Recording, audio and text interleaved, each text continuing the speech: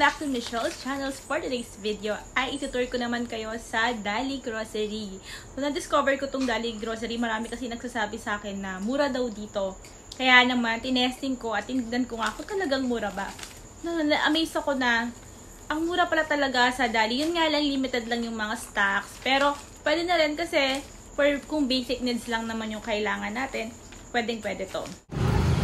Nandito na tayo ngayon sa Dali Everyday Grocery, ang paborito na pamilihan ng bayan ngayon.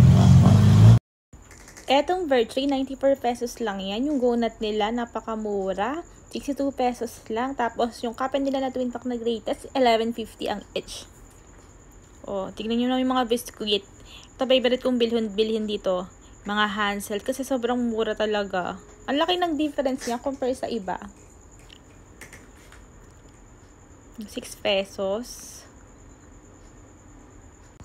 Kaya naman yung mga nagbebenta sa mga sari-sari store, dito sila namimili. 56 pesos lang yung Chips Delight. 56 pesos lang tong Revisco na to. So, yung cheesecake nila, 70 pesos lang. Mas mura yung mga biscuit din nila dito. Ayan o.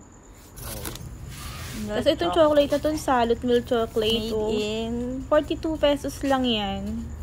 Katikman ko, okay naman siya. Masarap naman. Imported. Para din siya yung mga Swiss. Imported din yung taste niya. Kasi itong corn beef nila, ayan, 23 pesos. I think nasa 25 pesos na yun sa hypermarket. Tapos, ang mura na din ng mga chichirya nila dito. At yan yung mga ibang product dito na hindi nyo kilala, sa sarili nilang factory to. May sarili kasing factory yung Dali, kaya siguro mas mura nila nabebenta. Tapos meron din sila mga products dito, magugulat kayo dahil sobrang mura ng mga forks nila.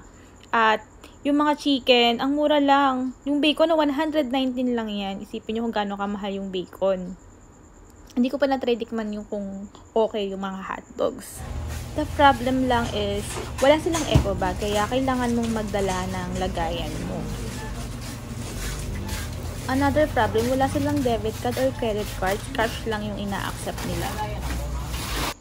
Sobrang patok na patok sa masa yung mga products nila kasi napaka-affordable lang talaga. Try nyo din na i-compare sa iba kung saan kayo mas mapapamura. Pumili ako ng 36 items, it's 1,195 lang. Tapos yung isa naman, 33 items, 1,177. Sobrang mura nga dito. Compare sa, hindi ko na sasabihin kung saan, mas mura siya. Tapos may mga items doon na made in the Philippines kasi siya. Ang company ay dito sa Calamba ba? Dito sa Carmona, Cavite. Itong chocolate na to, alam niyo kung magkano to? 42 pesos lang siya.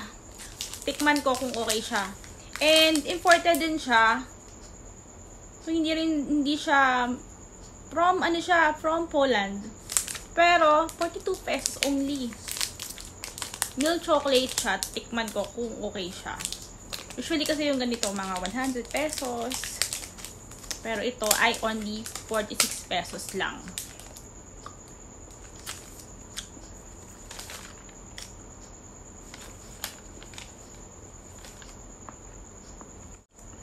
Katulad din siya yung mga nabibili na from Switzerland and yung andun sa IKEA.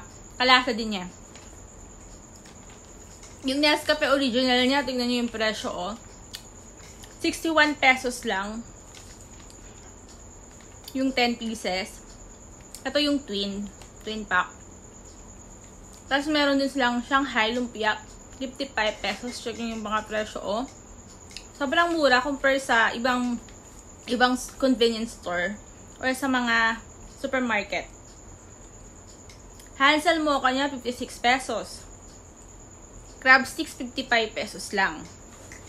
Okay din naman yung crab stick, natikman din namin. Okay naman siya.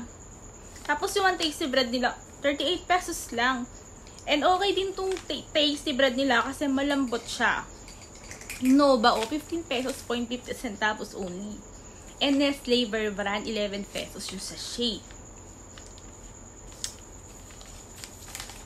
And maganda pa dito, meron din silang mga pork siomai, 89 pesos. Yung apple drink nila, 7 pesos lang. Ang ganda pa ng packaging. So, ito pa yung mga price na included dun sa... Ito yung mga price na nabili ko dun sa Dali Grocery. So, check nyo na lang. So, for more budget tips, budgetarian tips, tipid tips, business tips, financial advice, DIY, at marami pang iba. Then ngayon, marami pa akong mga uploads regarding naman to sa importation. Kaya don't forget to subscribe and follow me. This is Michelle's channel saying learn everyday and think different.